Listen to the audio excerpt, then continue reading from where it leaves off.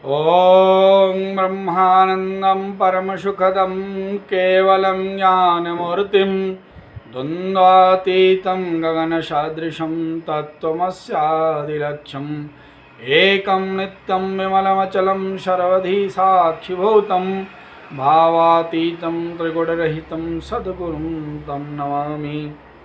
सभी भक्तों को नमस्कार। श्रीमद् भागवत महापुराण की कथा की जो श्रृंखला हम चला रहे थे, आज उसमें श्रीमद् भागवत महात्म्य का अध्याय 3 हम पाठ करेंगे, श्लोक का भी पाठ करेंगे और उनके अर्थ का भी पाठ करेंगे। आप सभी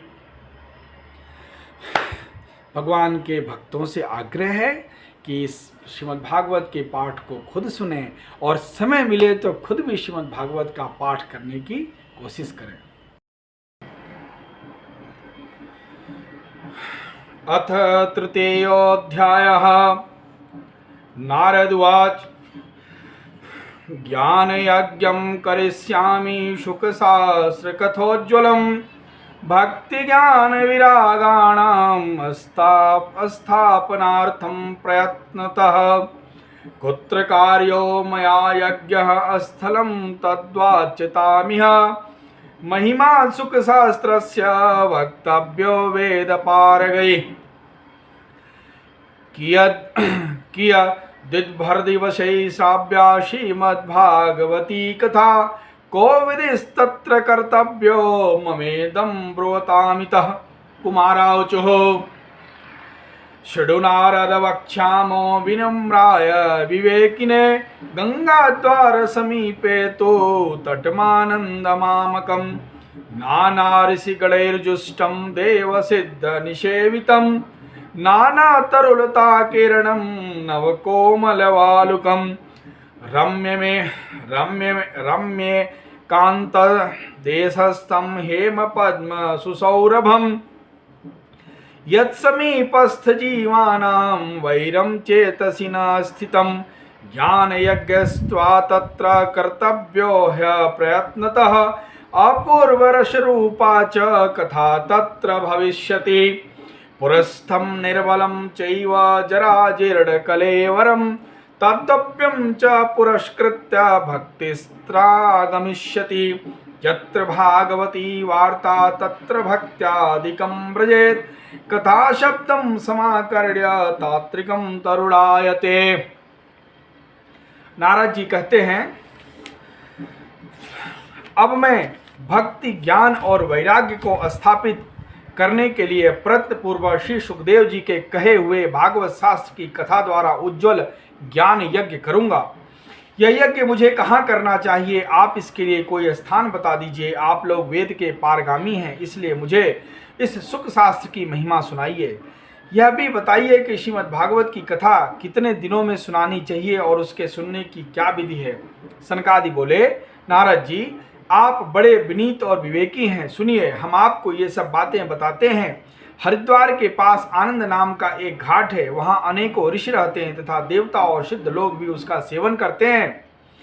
भांति भांति के वृक्ष और लताओं के कारण वह बड़ा सघन है और वहाँ बड़ी कोमल नवीन बालू बिछी हुई है। वह घाट बड़ा ही सुरम्य और एकांत प्रदेश में है। वहाँ हर समय सुनहले कमलों की सुगंध आया करती है।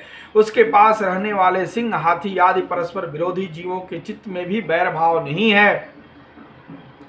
वहाँ आप बिना किसी विशेष प्रयत्न के ही ज्ञान यज्ञ आरंभ कर दीजिए। उस स्थान पर कथा में अपूर्व रस का उदय होगा। भक्ति भी आपकी अपनी आंखों के ही सामने निर्बल और जराजीर्ण अवस्था में पड़े हुए ज्ञान और वैराग्य को साथ लेकर वहाँ आ जाएगी। क्योंकि जहाँ भी श्रीमद् भागवत की कथा होती है वहाँ ये भक्ति और अपने आप पहुँच जाते हैं। वहाँ कानों में कथा के शब्द पढ़ने से ये तीनों तरुण हो जाएंगे। श्रुतवाच एवं मुक्त्वा कुमारास्ते नारदेन समं ततः गंगातटं समाजग्म कथापानाय सत्वरा यदा तास्या तटं ते युतु तदा कोलाहलो अप्यभूत् भूर्लोके देवलोके च ब्रह्मलोके तथैव च श्रीभागवत पीयूष पानाय रसलंपटा धावन्तो अप्यायुः सर्वे प्रथमं ये च वैष्णवा भृगु वशिष्ठस्य वनश्च गौतमो मेधातिथिर देवल देवरातौ रामस्तथा गादिसुतस्य शाकल्यो मृकण्डपुत्रा त्रिजपि पिप्लादा योगेश्वरै व्यासपराशरौ च छायासुकौ जालीजहनु मुख्या सर्वेप्यै मुनिगणा सह पुत्र शिष्या स्वस्त्रीभिराय युरति प्रणयेन युक्ता वेदान्तानि च वेदाश्च मंत्राशमूर्तयः दश सप्त पुराणानि खट्शास्त्राणि तथा ययो गंगाद्या सरितस्तत्र पुष्करादि सरांसि च क्षेत्राणि च दिशः सर्वा दण्डकादिवनानि च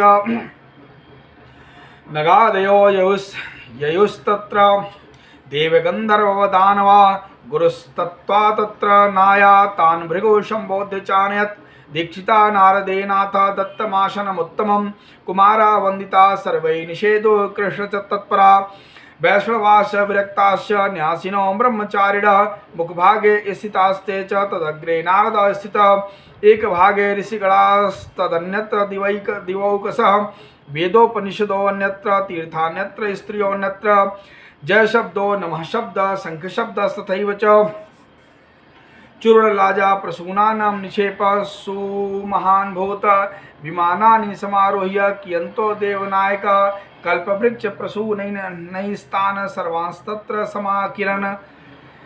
सूत जी कहते हैं, इस प्रकार नारद जी के साथ सनकादि भी श्रीमद् भागवत कथामृत का पान करने के लिए वहां से तुरंत गंगा तट पर चले आए। जिस समय वे तट पर पहुंचे, भूलोक, देवलोक और ब्रह्मलोक सभी जगह इस कथा का हल्ला हो गया। जो भगवत कथा के रसिक विश्व भक्त थे, वे सभी श्रीमद् भागवतामृत का पान करने के लिए सबसे आगे दौड़ दौड़ कर चले आने लगे। भृगु, वशिष्ठ, च्यवन, गौतम, मेधातिथि, देवल, देवराज, परशुराम, विश्वामित्र, साकल, मार्कंडेय, दत्तात्रेय, पिप्पलाद, योगेश्वर, व्यास और पराशर, छायासुक, जाजली और जहनु आदि सभी प्रधान मुनिगण अपने अपने पुत्र, शिष्य और स्त्रियों समेत बड़े प्रेम से वहां आए। इनके सिवा वेद, वेदांत, मंत्र, तंत्र, 17 पुराण और 6 शास्त्र भी मूर्तिमान होकर वहां उपस्थित हुए। गंगा आदि नदियां, पुष्कर आदि सरोवर, कुरुक्षेत्र आदि समस्त क्षेत्र, सारी दिशाएं, दंडक आदि वन, हिमालय आदि पर्वत, देव, गंधर्व, दानव आदि सभी कथा सुनने चले आए। जो लोग अपने गौरव के कारण नहीं आए, महर्षि भृगु उन्हें समझा बुझाकर ले आए। तब कथा सुनाने के लिए दीक्षित होकर श्री कृष्ण परायण सनकादि नारद जी के दिए हुए श्रेष्ठ आसन पर विराजमान हुए। उस समय सभी श्रोताओं ने उनकी वंदना की। श्रोताओं में वैष्णव, विरक्त, सन्यासी और ब्रह्मचारी लोग आगे बैठे और उन सबके आगे नारद जी विराजमान हुए। एक और ऋषिगण, एक और देवता, एक और वेद और उपनिषद था, एक और तीर्थ बैठे, दूसरी स्त्रियां बैठी। उस समय सब और जय जयकार, नमस्कार और शंखों का शब्द होने लगा और अबीर, गुलाल, खील एवं फूलों की खूब वर्षा होने लगी। कोई देवश्रेष्ठ तो विमानों पर चढ़कर वहां बैठे हुए सब लोगों पर कल्प वृक्ष के पुष्पों की वर्षा करने लगे।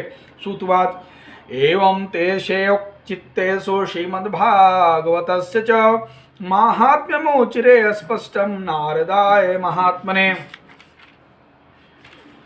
शुद्ध जी कहते हैं, इस प्रकार पूजा समाप्त होने पर जब सब लोग एकाग्रचित्त हो गए, तब सनकादि ऋषि महात्मा नारद को श्रीमद् भागवत का महात्मा स्पष्ट करके सुनाने लगे। कुमारावचो अथ ते वड्यर्ते अस्माभिर्महिमा शुक शास्त्रज यस्य श्रवण मात्रेण मुक्ति करतले स्थिता सदा सेव्या श्रीमद्भागवती कथा यस्या श्रवण मात्रेण हरिश्चित्तं समाश्रयेत्।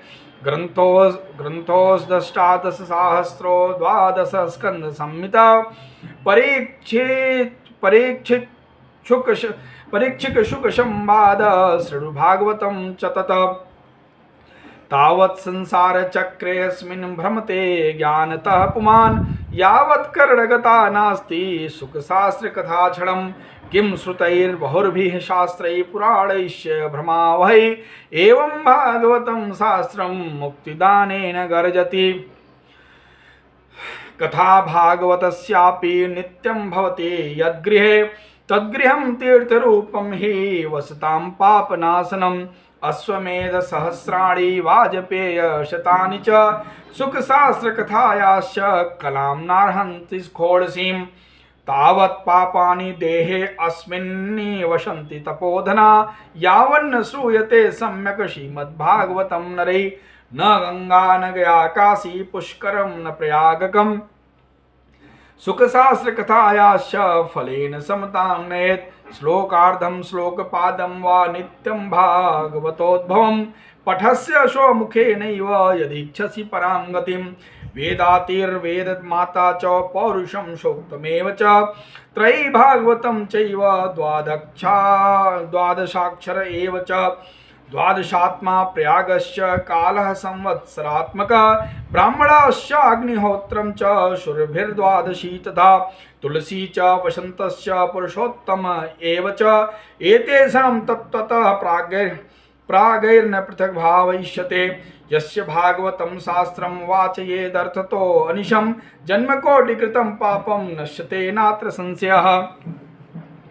श्लोकार्धं श्लोकपादं वा पठेत् भागवतं च यः नित्यं पुण्यं वाप्नोति राजसूयाश्वमेधयो उक्तं भागवतं नित्यं कृतं च हरिचिन्तनं तुलसीपोषणं चैव धेनूनां सेवनं समम् अंतकाले तु येनैव श्रूयते सुखशास्त्रभाक् प्रीत्या तस्यैव वैकुण्ठं गोविन्दोऽपि प्रयच्छति हेमसिंहयुक्तं चैतदश्वद्वैष्णवाय तदा ददाति च कृष्णेन सह सायुज्यं स पुमान् लभते ध्रुवम् आजन्ममात्रमपि येन शठेन किञ्चिच्चितं विधाय सुखशास्त्रकथा न पीता चाण्डालवच्च खरवद्धत तेन नीतं मिथ्या स्वजन्म जननी जनि दुःख भाजा जीवच्च वो निगतितः स तु पापकर्मा येन श्रुतं सुखकथा वचनं न किञ्चित्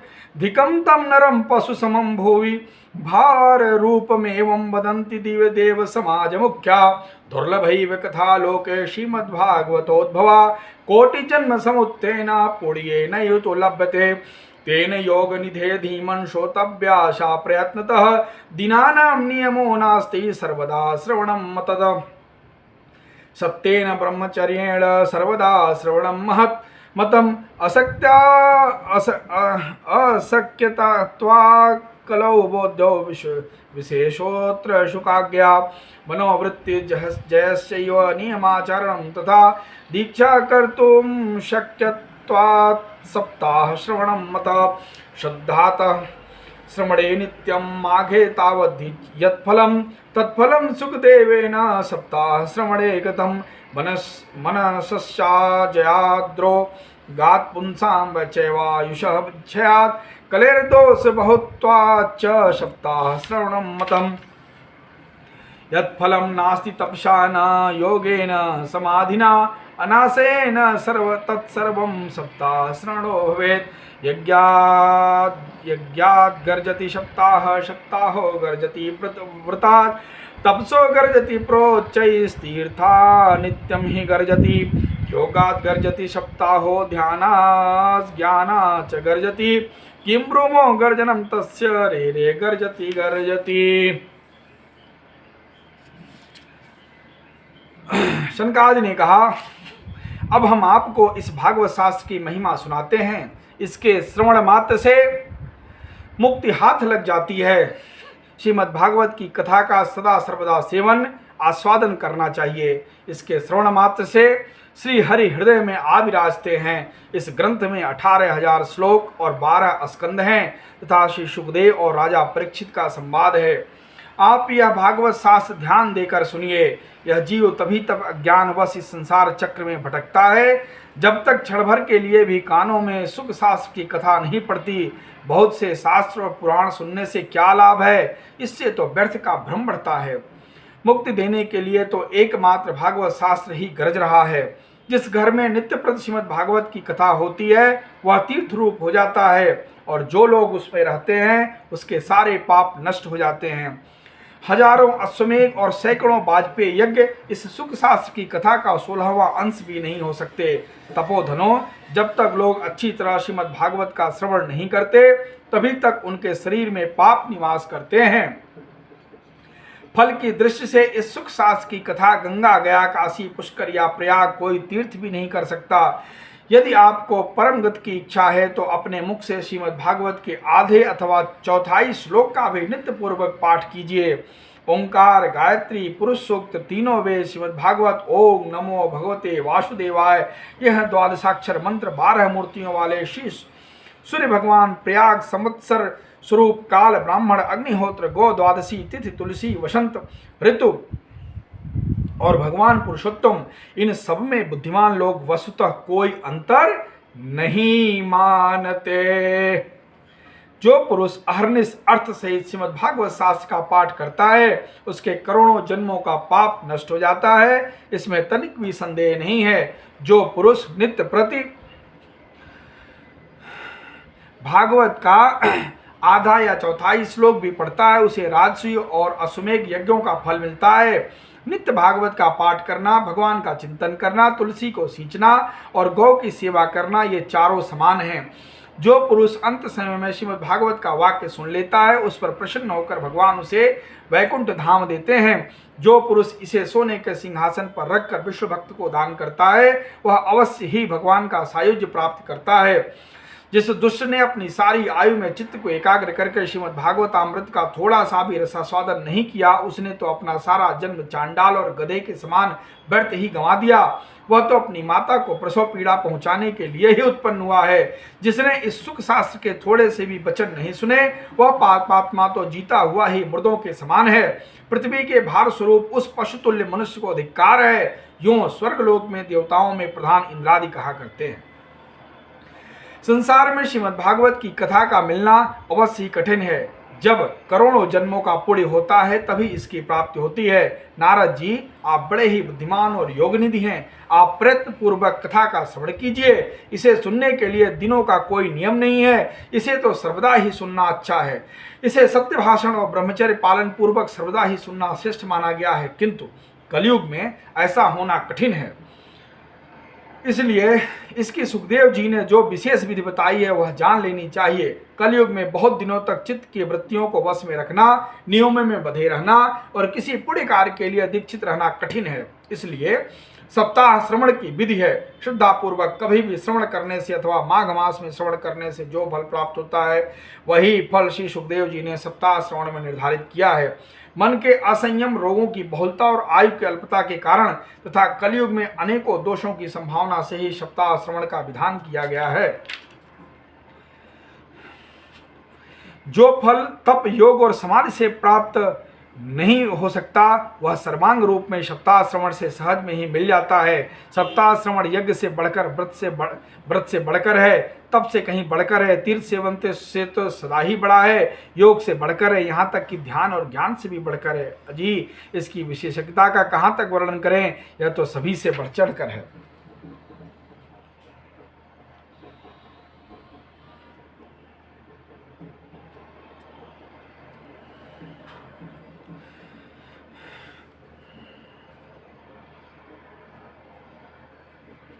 दुर्लभैव कथा लोके श्रीमद्भागवतोद्भवा कोटि जन्म समुत्थेन पुण्येन तो लभ्यते। तेन योग निधे धीमन श्रोतव्यास प्रयत्नतः दिनानां नियमो नास्ति सर्वदा श्रवणं मतम्। सत्येन ब्रह्मचर्येण सर्वदा श्रवणं मतम्। असक्त्यवाक्कलो बोध्यौ विशेषोऽत्र शुकाज्ञा। मनोवृत्ति जैसैव नियमाचरणं तथा दीक्षा कर्तुं शक्यत्वा सप्ताह श्रवणं मतम्। श्रद्धातः श्रवणे नित्यं माघे तावत् यत्फलं तत्फलं सुखदेवेन सप्ताह श्रवणे कृतं। मनसस्याजयाद्रोगात् पुंसां चैवायुष क्षयात् कलेर्दोष बहुत्वाच्च सप्ताह श्रवणं मतम्। यत्फलं नास्ति तपसा न योगेन समाधिना अनायासेन तत्सर्वं सप्ताह श्रवणे लभेत्। यज्ञादुर्जत सप्ताहो गर्जति व्रतात् तपसो गर्जति प्रोच्चैस्तीर्थात् नित्यं हि गर्जति। योगात् गर्जति सप्ताहो ध्यानात् ज्ञानात् गर्जति। किं ब्रूमो गर्जनं तस्य रे रे गर्जति गर्जति। सौनकुवात् साश्चर्यमेत कथितं कथानकं ज्ञानादि धर्मान विगड़य्य सांप्रतम निःश्रेयसे भागवतं पुराणं जातं कुतो योग विदादि सूचकम। सौनक जी पूछते हैं, यह तो आपने बड़े आश्चर्य की बात कही है। अवश्य ही यह भागवत पुराण योगवेत्ता ब्रह्मा जी के आदि कारण श्री नारायण का निरूपण करता है, परंतु यह मोक्ष की प्राप्ति में ज्ञानादि सभी साधनों का तिरस्कार करके इस युग में उनसे भी कैसे बढ़ गया। सूतवाच यदा कृष्णो धराम त्यक्त्वा स्वपदम गन्तुमुद्यत एकादशम परिश्रुत्याप्युद्धो वाक्यम ब्रवीत। सूत जी ने कहा, सौनक जी, जब भगवान श्री कृष्ण धराधाम को छोड़कर अपने नित्य धाम को जाने लगे, तब उनके मुखारविंद से एकादश स्कंद का ज्ञानोपदेश सुनकर भी उद्धव जी ने पूछा। उद्धववाच तुम तो यास्यसि गोविंद भक्त कार्यम विधाय च मच्चित्ते महती चिंता ताम शुत्वा सुखमावह आगतोयम कलिर्घोर भविष्यन्ति पुनः खला तत्संगे नैव संतोपि गमिष्यन्त्युग्रताम यदा तदा भारवती भूमिर्गोरूपेयं कमाशेत् अन्यो न दृश्यते त्राता त्वक्तः कमललोचन अतः सत्सुंदयां कृत्वा भक्तवत्सलमाव्रज भक्तार्थं सगुणो जातो निराकारोऽपि चिन्मयः त्वद्वियोगेन ते भक्ता कथम् अस्थास्यन्ति भूतले निर्गुणोपासने कष्टमतः किञ्चिद्विचार्य इत्युद्धवच श्रुत्वा प्रभासे अचिन्तयद्धरि भक्तावलम्बनार्थाय किं विधेयं मयेति च स्वकीयं यद्भवेत्तेजस्तस्य भागवते ददात् तिरोधाय प्रविष्टोऽयं श्रीमद्भागवतार्णवम्। उद्धव जी बोले, गोविंद, अब आप तो अपने भक्तों का कार्य करके परम धाम को पधारना चाहते हैं, किंतु मेरे मन में एक बड़ी चिंता है, उसे सुनकर आप मुझे शांत कीजिए। अब घोर कलिकाल आया ही समझिए, इसलिए संसार में फिर अनेकों दुष्ट प्रकट हो जाएंगे। उनके संसर्ग से जब अनेकों सत्पुरुष भी उस प्रकृति के हो जाएंगे, तब उनके भार से दबकर यह गोरूपड़ी पृथ्वी किसकी शरण में जाएगी। कमल नयन, मुझे तो आपको छोड़कर इसकी रक्षा करने वाला कोई दूसरा नहीं दिखाई देता, इसलिए हे भक्त वत्सल, आप साधुओं पर कृपा करके यहाँ से मत जाइए। भगवान, आपने निराकार और चिन्मात्र होकर भी भक्तों के लिए ही तो यह सगुण रूप धारण किया है, फिर भला आपका वियोग होने पर वे भक्तजन पृथ्वी पर कैसे रह सकेंगे। निर्गुणोपासना में तो बड़ा कष्ट है, इसलिए कुछ और विचार कीजिए। प्रभास क्षेत्र में उद्धव जी के ये वचन सुनकर भगवान सोचने लगे कि भक्तों के अवलंब के लिए मुझे क्या व्यवस्था करनी चाहिए। सौनक जी, तब भगवान ने अपनी सारी शक्ति भागवत में रख दी। वे अंतर्ध्यान होकर इस भागवत समुद्र में प्रवेश कर गए। तेनेयं वाङ्मयी मूर्ति प्रत्यक्षा वर्तते हरे सेवना श्रवणात् पाठा दर्शनात् पापनाशिनी। इसलिए यह भगवान की साक्षात शब्दमयी मूर्ति है। इसके श्रवण पाठ अथवा दर्शन से ही मनुष्यों के सारे पाप नष्ट हो जाते हैं। इसी से इसका सप्ताह श्रवण सबसे बढ़कर माना गया है। सप्ताह श्रवणम तेन सर्वेभ्यो अप्यधिकम कृतम साधनानि तिरस्कृत्य कलौ धर्मो अयमीरितः दुख दारिद्र्य दौर्भाग्य पाप प्रक्षालनाय च काम क्रोध जार्थम ही कलौ धर्मो अमीरितः अन्यथा वैष्णवी माया देवैरपि सुदुत्यजा कथम त्याज्य भवित पुंभी सप्ताहोत प्रकीर्तितः। और कलयुग में तो अन्य सब साधनों को छोड़कर यही प्रधान धर्म बताया गया है। कलिकाल में यही ऐसा धर्म है जो दुख दरिद्रता दुर्भाग्य और पापों की सफाई कर देता है तथा काम क्रोधादि शत्रुओं पर विजय दिलाता है। अन्यथा भगवान की इस माया से पीछा छुड़ाना देवताओं के लिए भी कठिन है, मनुष्य तो इसे छोड़ ही कैसे सकते हैं। अतः इससे छूटने के लिए भी सप्ताह श्रवण का विधान किया गया है। श्रुतवाच एवं नगाः श्रवणो रुधर्मे प्रकाश्यमाने ऋषिभिः सभायाम् आश्चर्यमेकं समभूत्तदानीं तदोच्यते संसृणु शौनकं त्वं भक्ति सुतौ तौ तरुणौ गृहीत्वा प्रेमैकरूपा सहसा विरासीत् श्री कृष्ण गोविंद हरे मुरारे नाथेति नामानि मुहुर्वदन्ति तां चागतां भागवतार्तमूसां सुचारुवेशां ददृशो सदस्या कथं प्रविष्टा कथमागतेयं मध्ये मुनीनामिति तर्कयन्तः उचुः कुमारा वचनं तदानीं कथार्थतो निष्पतितताधुनेयम् एवं गिरः साससुता निशम्य सनत्कुमारं निजगादनं राह। सूत जी कहते हैं, सौनक जी, जिस समय सनकादि मुनीश्वर इस प्रकार सप्ताह श्रवण की महिमा का बखान कर रहे थे, उस सभा में एक बड़ा आश्चर्य हुआ। उसे मैं तुम्हें बतलाता हूं, सुनो।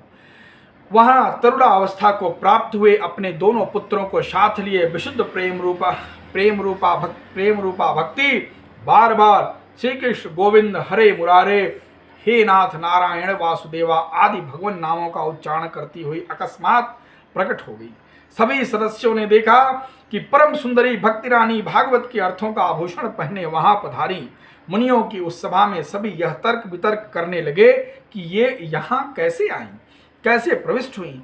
तब सनकादि ने कहा, ये भक्ति देवी अभी अभी कथा के अर्थ से निकली हैं। उनके ये वचन सुनकर भक्ति ने अपने पुत्रों समेत अत्यंत विनम्र होकर सनत कुमार जी से कहा, भक्ति रुवाच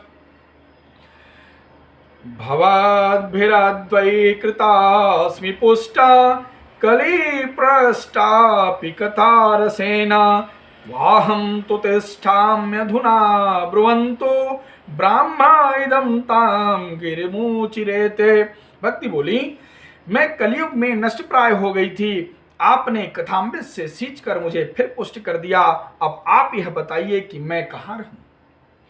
यह सुनकर सनकादि ने उनसे कहा, भक्तेषु गोविंद स्वरूप कत्रे प्रेमैकधात्री भवरोगहन्त्री सा त्वं च तिष्ठव सुधैर्य संश्रया निरन्तरं वैष्णव मानसानि ततोऽपि दोषा कलिजा इमे त्वं द्रष्टुं न शक्ता प्रभवोऽपि लोके एवं तदाज्ञावसरेऽपि भक्ति सदा निष्णा हरिदास चित्ते सकल भुवन मध्ये निर्धनास्तेऽपि धन्या निवसति हृदयेषां श्री हरिर्भक्तिरेका हरिरपि निज लोकं सर्वथा तो विहाय प्रविशति हृदि तेषां भक्ति श्रोत्रोपनद्धः ब्रोमोद्यते किमधिकं महिमानमेवं ब्रह्मात्कस्य भुवि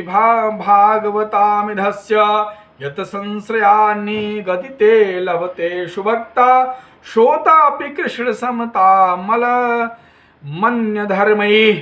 तुम भक्तों को भगवान का स्वरूप प्रदान करने वाली, अन्य प्रेम का संपादन करने वाली और संसार रोग को निर्मूल करने वाली हो। अतः तुम धैर्य धारण करके नित्य निरंतर विश्व भक्तों के हृदयों में ही निवास करो। हे, ये कलयुग के दोष भले ही सारे संसार पर अपना प्रभाव डालें, किंतु वहां तुम पर इनकी दृष्टि भी नहीं पड़ेगी।